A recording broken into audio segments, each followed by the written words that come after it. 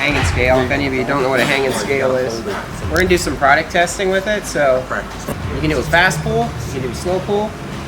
The only thing is, Tyler's got to get that number on camera.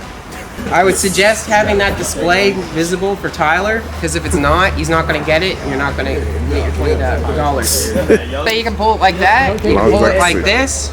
As long as I can see it. Wherever you want to do it. All right, let's see here.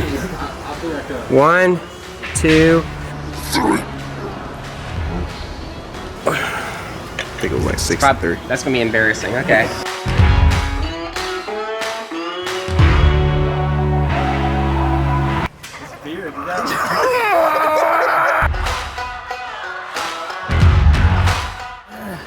You ready?